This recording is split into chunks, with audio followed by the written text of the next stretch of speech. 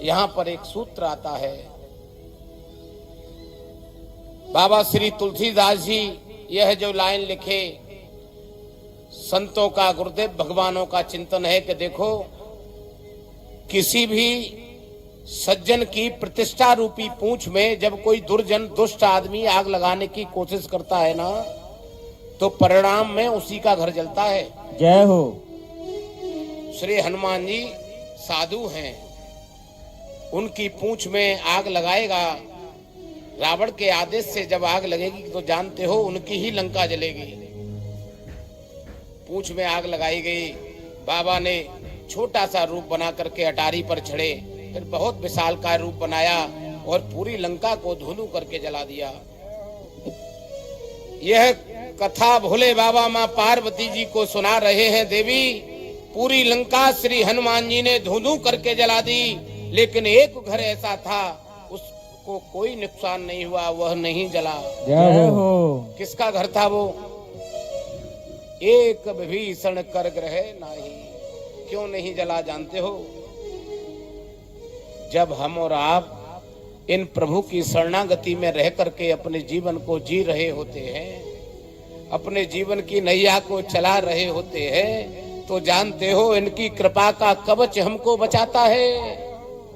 पूरी लंका में एक विभीषण जी ही ऐसे हैं जिनका भजन का प्रताप रावण को आनंदित बनाए हुए है। जय हो। रावण की अपनी कमाई नहीं है ये। श्री रामचरितमानस जी में 7 कांड हैं। उत्तर कांड 7वां सोपान है। भोले बाबा लास्ट में उत्तर कांड में 127वां दोहा लिखा, मेरे भोले बाबा माँ पार्वती को इस बात को बता रहे हैं। कहे देवी, सो कुल धन्य मां सुन जगत पूज्य सुपनीत, श्री रघुवीर परायण जेहि नर उपज विनीत। हे देवी, वह कुल पूजने के योग्य है। कौन सा? जिस कुल में प्रभु के नाम को लेने वाला उत्पन्न होता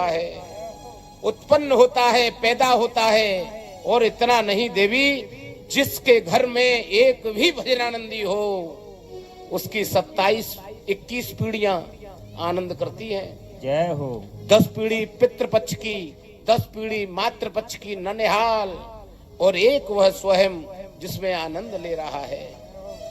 यहाँ जो आज यह श्री सुंदरकांड जी का पाठ चल रहा है, बहुत दिनों से योजना बनाई जा रही होगी। आज क्यों यह शुभ अवसर आया? हमारे पितृदेवों की तपस्या फलीभूत हो गई, ठाकुर की कृपा का संयोग बन गया, और तब जाकर के यह दिव्य संयोग बना। मेरी सबसे करबद्ध प्रार्थना है, अगर जीवन में कुछ भी क्षणिक आनंद आ रहा है, इनका प्रतिदिन धन्यवाद करो। हे ठाकुर, तेरी बड़ी कृपा है। जीवन को सुखमय बनाना चाहते हैं हम और आप, उलझनों से बाहर आना चाहते हैं, खुद को तपना होगा, खुद को करना होगा।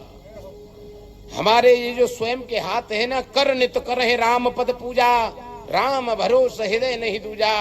जब हम स्वयं के कर कमलों से सेवा करेंगे, तभी जीवन में आनंद आएगा। तो विभीषण जी भजनानंदी हैं। रावण के लंका जो आनंदित बनी है, वो केवल एक विभीषण जी के भजन के प्रताप से बनी है।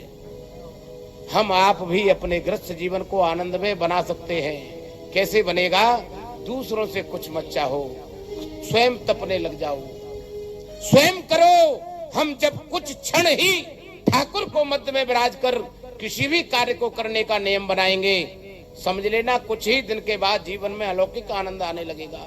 जय हो। और इतना नहीं, जितने लोग आपके साथ रहते होंगे, वो भी धीरे धीरे धीरे धीरे आनंद में रहने लगेंगे। तो लंका नगरी में जो आनंद है, वो विभीषण जी का है। पूरी लंका जलाई गई। भोले बाबा बताते हैं विभीषण जी का घर नहीं जला। लंका जलाने के बाद श्री हनुमान जी माँ जानकी जी के सामने बहुत छोटा सा रूप बनाकर खड़े हो गए। हाथ जोड़कर बोले, मैया, प्रभु ने जब हमको भेजा था तो आपकी खोज के लिए कैसे आपको विश्वास होगा, तो हमको राम नाम लिखी हुई मुद्रिका दी थी। माँ, आपके आशीर्वाद से आपका पता भी लग गया आपने हमको अमोघ आशीर्वाद भी दे दिया। और इतना नहीं मेरी माँ, आपके आशीर्वाद से हमने इनको प्रसाद भी दे दिया। अब माँ आपसे